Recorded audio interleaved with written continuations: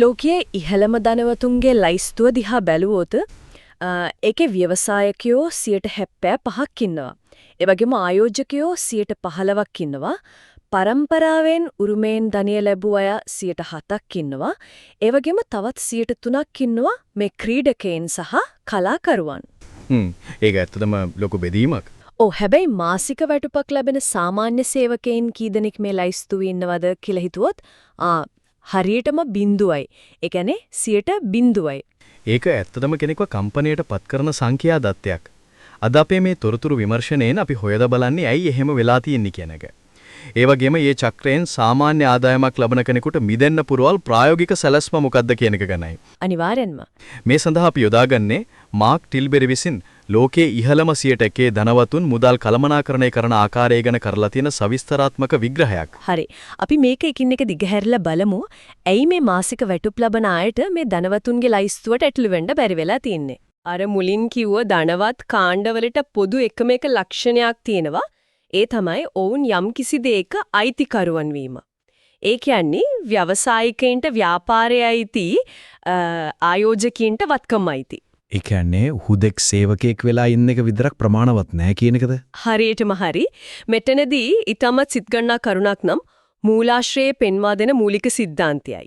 ඒ කියන්නේ යම් කෙනෙක් යමක් අයිති කරගෙන නැත්නම් ඒ පුද්ගලයාව වෙනත් අයෙකුගේ අයිතියට නතු වෙලා තියෙනවා කියන එක.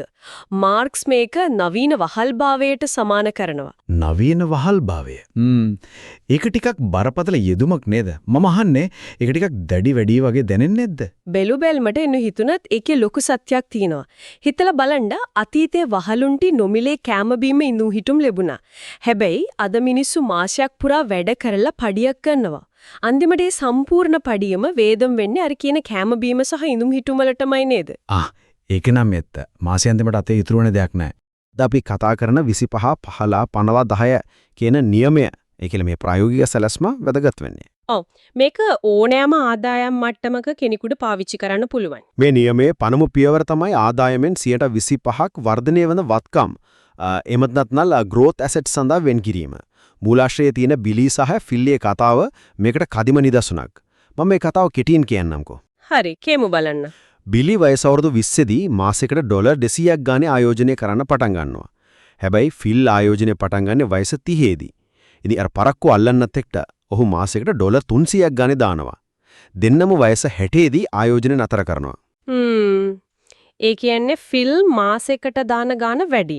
බැලුබැලමට ෆිල් තමයි වැඩිපුර මුදලක් සාක්කුවෙන් දාලා තියෙන්නේ නේද? හරියටම ෆිල් ඩොලර් 1,08,000ක් තමන්ගේ සාක්කුවෙන් ආයෝජනය කරද්දී බිලි ආයෝජනය කරලා තියෙන්නේ ඩොලර් 96,000යි. ඉතින් කෙනෙකුට හිතෙන්න පුළුවන් ෆිල්ට වැඩි වාසියක් ලැබෙයි කියලා. හැබැයි වෙන්නේ ඒකේ අනිත් පැත්ත. වාර්ෂිකව 10% ප්‍රතිලාභයක් ලැබුණා කියලා උපකල්පනය කළාම ෆිල්ට ඩොලර් ලක්ෂ 7කට කිට්ටු ගාණක් ලැබෙද්දී බිලිට ඩොලර් මිලියන 1.2ක් ලැබිලා තියෙනවා. මට කියන්න මේක ඇත්තටම ගණිතමය වශයෙන් කොහොමද සිද්ධ වෙන්නේ? එතන තමයි සංයුක්ත වර්ධනයේ එහෙමත් නැත්නම් compound growth කියන එකේ බලය ක්‍රියාත්මක වෙන්නේ.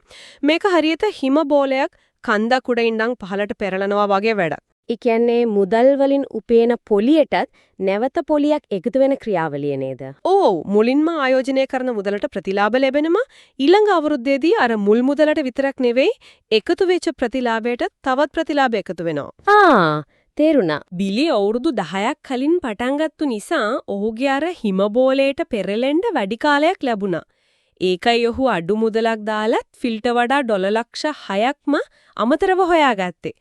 ආයෝජනය කිරීමේදී මුදල් වලට වඩා කාලය කොච්චර වැදගත්ද කියන එක මේකෙන් පැහැදිලි වෙනවා. හැබැයි මේ 125 කොතනද ආයෝජනය කරන්නේ කියන එක ඊළඟ ප්‍රශ්නය. මූලාශ්‍රයේ මේ ගැන ආයෝජන අවධාන පරිමාණයක් විස්තර කරනවා. ඒ කියන්නේ තනි කොටස් දර්ශකාර මුදල් නේමත් නැත්නම් ඉන්ඩෙක්ස් ෆන්ඩ්ස් ඒ වගේම ක්‍රිප්ටෝ වගේ ගොඩක් දේවල් එතන තියෙනවා. අවදානම කළමනාකරණය කරන එක තමයි මෙතන ප්‍රධානම දේ. අඩුම අවදානමක් තියෙන්නේ දර්ශකාර මුදල් වලට. ඊට පස්සේ දීපල වළඳාම ඒ වගේම ඉහළ ආදායම් ඉපයිය හැකි කුසලතා වර්ධනය කර ගැනීම. කුසලතාවයක් කියන්නේ ආයෝජනයක්ද? අනිවාර්යෙන්ම කුසලතාවයක් කියන්නේ කිසිම කෙනෙකුට උදුරා ගන්න බැරි ආයෝජනයක්. හැබැයි අර තනි සමාගම් වල කොටස් ගන්න එක ඊට වඩා ගොඩක් අවදානම්. ඊටත් වඩා අවදානම් ක්‍රිප්ටෝ වගේ දේවල්. මට මේ තනි කොටස් මිලදී ගැනීම සහ දර්ශක අරමුදල අතර වෙනස ගැන හිතෙන්නේ මෙහෙමයි. අපි හිතමු තනි සමාගමක කොටස් ගන්නවා කියන්නේ හරියට උත්සවයකට එකම එක අවදානම් සහගත කෑමක් විතරක් හදන්න උත්සාහ කරනවා වගේ වැඩක්. ඒ කෑම පිච්චිලා ගියොත් මුළු උත්සවෙම ඉවරයි. ඒ කියන්නේ එක සමාගමක් බංකුලොත් වුණොත් අපේ මුළු මුදලම නැති වෙනවා කියන එක හරියටම හරි. හැබැයි S&P 500 වගේ දර්ශක අරමුදලකට ආයෝජනය කරනවා කියන්නේ හරියට සියලුම කෑම වර්ග තියෙන බුෆේ එකකට යනවා වගේ. ඇමරිකාවේ ඉහළම සමාගම් 500කම කුඩා කොටස් මිහිදි මිලදී ගන්නවා. ඒකෙන් අවදානම ගොඩක් අඩු වෙනවා. ඒකනේ. එක සමාගමක් කඩා වැටුණත් අනිත් 499ම තියෙන නිසා ආයෝජනය ආරක්ෂිතයි. ඒක ඊටම පැහැදිලි උපමාවක්. ඒ වගේම මේ මුදල් ආයෝජනය කරන ක්‍රමය ගැනත් විශේෂ අවධානයක් යොමු කරන්න ඕනේ. නීති අනුකූලව බදු සහන ලැබෙන ගිණුම් හරහා ආයෝජනය කිරීම ගොඩක් වැදගත්. ඇමරිකාවේ නම් Roth IRA or 401k එක්සත් රාජධානියේ නම් ISA වගේ ගිණුම් මේ සඳහා භාවිතා කරනවා. මට හිතෙන දේ තමයි ඇයි මේ රජයන් විසින් මේ වගේ බදු සහන ලබා දෙන්නේ? නිකම්ම සල්ලි දෙනවා වගේ වැඩක් නේද ඒක? නැහැ. ඒක ඊටා වැදගත් යාන්ත්‍රණයක්.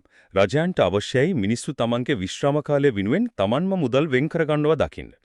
ඒ කියන්නේ රජයට බරක් නොවී ඉන්න. හරියටම. එහෙම නොවුනොත් මිනිස්සු වයසට ගියාම ඔවුන්ට නඩට්ටු ගෙවන්න වෙන්නේ රජයටයි. ඒ නිසා ආයෝජනයේට පෙළඹවීමක් විදිහට මේ වගේ ගිණුම් වලට බදු සහන ලබා දෙනවා.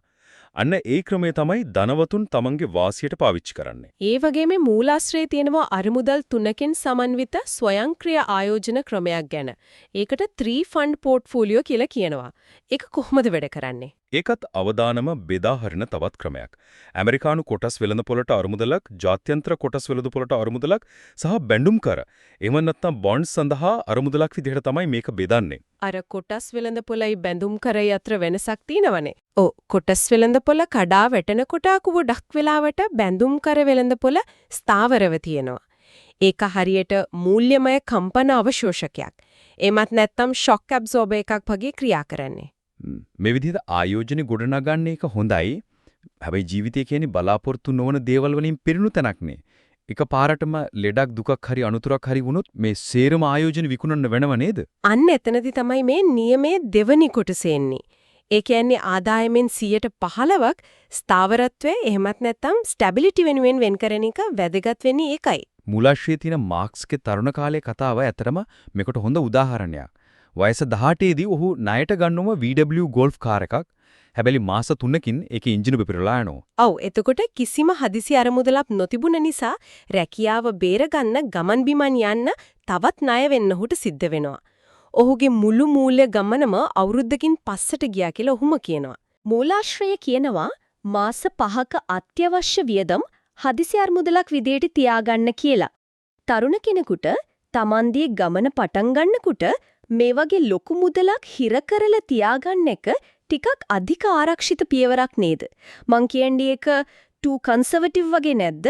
ඒ සල්ලිතර ආයෝජන වලටම දැම්මනම් තවත් ලාභ ලබන්න තිබුණා. අපි මේක ටිකක් ලොකු පින්තූරකින් බැලුවොත් ඒක එහෙම නෙවෙයි කියලා තේරෙවි. හිතන්න හදිසි අරමුදලක් නැතෝ ඉන්න වෙලාවක ලොකු වෛද්‍ය බිලක් හරි රස්සාව නැතිවීමක් හරි එකපාරටම කඩා වැටෙනවා කියලා. එහෙම වුණොත් අර S&P 500කට දාපු සල්ලි ගන්න වෙනව නේද? අන්න හරි. හැබැයි අවාසනාවකට ඒ වෙලාවෙම කොටස් වෙළඳ පොළත් කඩා වැටිලා තිබුණොත් අර වර්ධනය වෙන්න දාපු ආයෝජන විශාල පාඩුවකට විකුණන්න සිද්ධ වෙනවා. ඒක මූල්‍ය ලෝකයේ sequence of returns risk කියන එකට සමාන තත්වයක්. ඒ කියන්නේ සල්ලි ඕනම වෙලාවට මාකට් එක බැහැලා තිබුණොත් ලොකු පාඩුවක්. හදිසි අරමුදලක් කියන්නේ හරියට වාහනයක එයා බෑග් එකක් වගේ. අනතුරක් වෙච්ච වෙලාවට විතරයි ඒකේ වටිනාකම තේරෙන්නේ. ඒක පැහැදිලි. හැබැයි මේ මුදල කොහොමද ගබඩා කරන්නේ? සාමාන්‍ය බැංකු ගිණුමකද? නෑ, ඒකෙද නීති 3ක් තියෙනවා. පළවෙනි එක හදිසියකදී පැය 24ක් ඇතුළත ලබා ගන්න පුළුවන් වෙන්න ඕනේ. 2 කිසිම අවදානමක් නැති තැනක තියන්න ඕනේ. ඒ කියන්නේ කොටස් වෙළඳ පොළට දාන්නේ නෑ. තුන්වෙනි එක මොකද? 3 තමයි නිකම්ම තියලා තිබ්බොත් උද්ධමනයේ නිසා මුදලේ වටිනාකම අඩු වෙනවා. ඒක වැළක්වා ගන්න 4%ක 5ක ප්‍රතිලාභ දෙන high yield savings ගිණුමක තමයි මේක දාන්න ඕනේ. මාස 5ක වියදම් එකතු කරන එක අමාරු වැඩක් වගේ පෙනුනට මූලාශ්‍රය ඒකට මරු උපක්‍රම ටිකක් දෙනවා. එකක් තමයි paycheck sweep කියන ක්‍රමය. ඒක න පඩි ආපු ගමන් 100%ක් කෙලින්ම මේ ගිණුමට යන විදියට ස්වයංක්‍රීය කරන එක. ඒ වගේම තව එකක් තමයි රිප්ලේස්මන්ට් ප්‍රොමිස් කියන සංකල්පය.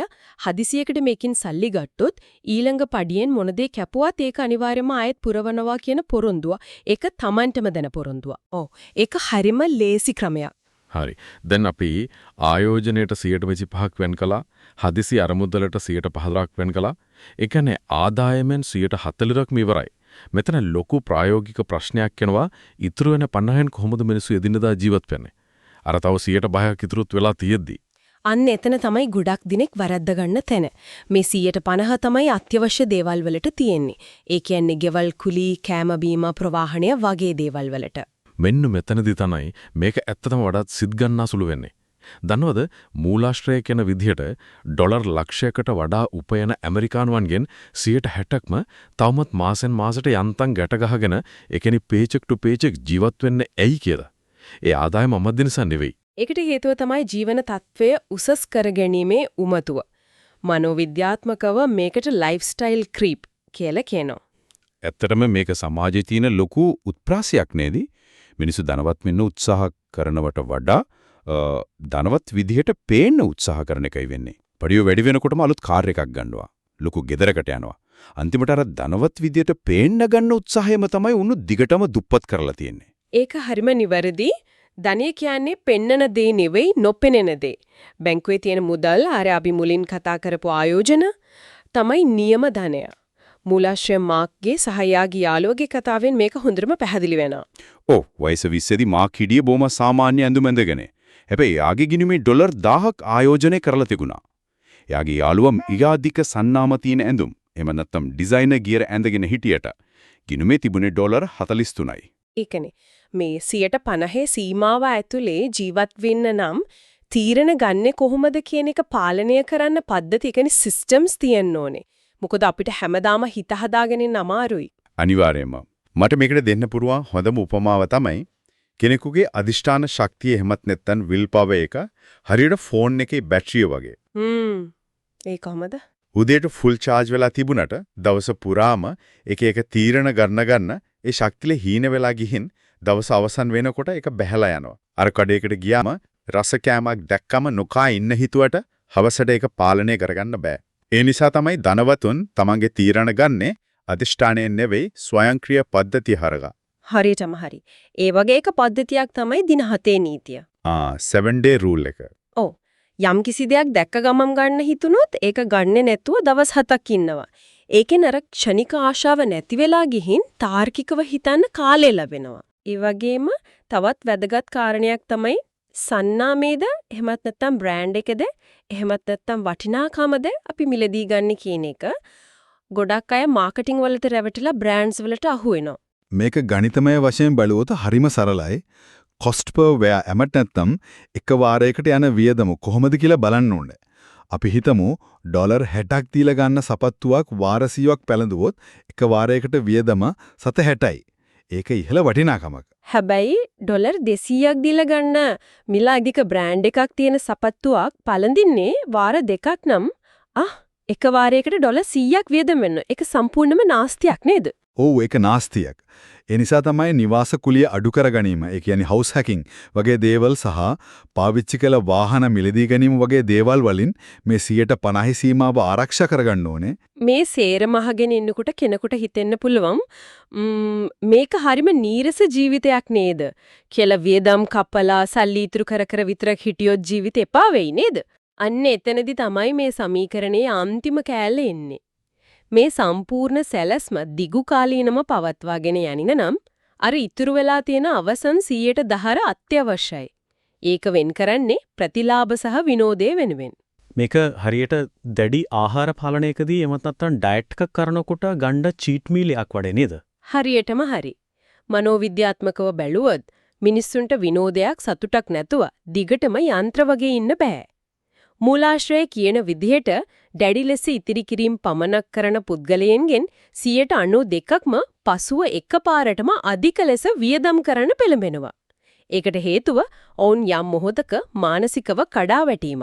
මෙන් ඊට වැදගත් ප්‍රශ්නයක් මතුවෙනවා. අපි ඇයි මේ තරම් මහන්සි වෙලා සල්ලි හම්බ කරන්නේ? මුදල් කියන්නේ අරමුණක් නෙමෙයි, අපේ ජීවිතය පහසු කරන මෙවලමක් පමණයි. ඔව්, මාගේ ජීවිත කතාවෙත් මේ ගැන හොඳ පාඩමක් තියෙනවා.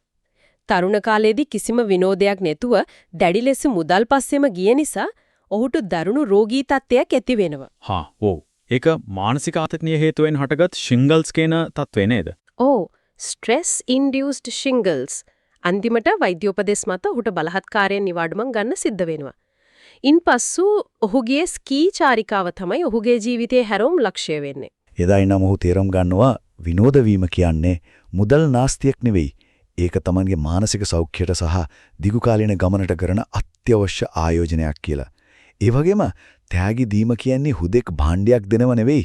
තමන්ගේ ආදරණීයන් එක්ක තියෙන සම්බන්ධ ශක්තිමත් කිරීමක් බවත් ඔහු අවබෝධ කරගන්නවා. මේක ප්‍රායෝගිකව කරන්න මූලාශ්‍රයේ අපූර්ව ක්‍රමයක් කියනවා. ඒකට කියන්නේ ජොයිජා හැවත් වෙලමම විනෝද ගිණුමක් හදාගන්න එක.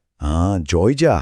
ඒ කියන්නේ සතුටු එකතු කරන භාජනයක් වගේ. ඔව් ආදායම ලැබුණු වහම 10% මේ ගිණුමට මාරු කරන්න ඕනේ. හැබැයි දැඩි නීතියක් තියෙනවා. මොකක්ද ඒ නීතිය? මේ අරමුදල ඉවර වුණාට පස්සේ වෙනත් ගිණුම් වලින් ඒ කියන්නේ ආයෝජන වලින් හරි හදිස්සි අරමුදලෙන් හරි සල්ලි ගන්න බෑ. ඊළඟ මාසේ පඩිය එනකම් ඉන්න ඕනේ. කියන විනෝදචාරිකාවක් තමයි ජීවිතයේ අන්තිමට මතක හිටින්නේ. ඒක අනිවාර්යයෙන්ම ඇත්ත.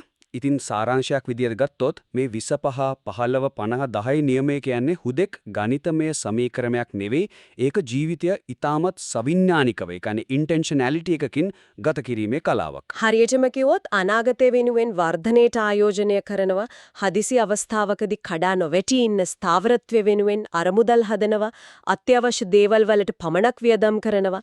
ඒ වගේම මේ මොහොතේ ජීවිතය විඳින්නත් අමතක කරන්නේ නැහැ. ඔව්. ධනය කියන්නේ මිනිස්සුන්ට පේන්න තියෙන බ්‍රෑන්ඩඩ් ඇඳුම්වත් අලුත්ම කාර් එකක් නෙවෙයි, නිහඬව වර්ධනය වෙන ආයෝජන සහ මනසේ සාමයයි. අන්න ඒකයි වැදගත්ම දේ.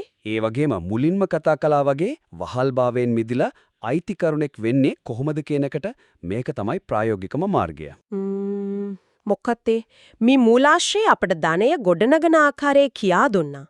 හැබැයි කෙනෙක් පෞද්ගලිකව පොහොසත් යන්න නිර්වචනය කරන්නේ කොහොමද?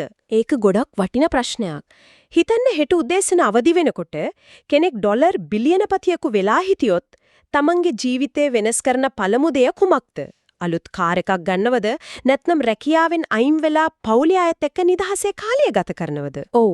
තමන්ට ඇත්තටම වටින්නේ මොකක්ද කියලා හිතන්න ඕනේ. ඒ මොකක් වුණත් ඒ වෙනස් කරන දේ ඊටා කුඩා සරල අනුවාදයක්. අද වෙන් කරලා තියෙන අර 10% විනෝද ගිණුම එහෙමත් නැත්නම් ජෝයි ජාර් එක භාවිතයෙන් මේ මොහොතේම ආරම්භ කරන්න බැරිද? අනිවාර්යම පුළුවන්. ධනවත් වීම කියන්නේ අනාගතයට කල් දාන දෙයක් නෙවෙයි, අද ඉඳන්ම ජීවත් වෙන විදිහක්. මේ ගැන ටිකක් ගැඹුරින් හිතලා බලන්න. තවත් මේ වගේම ආකර්ෂණීය තොරතුරු විමර්ශනයකින් අපි නැවත හමු වෙමු.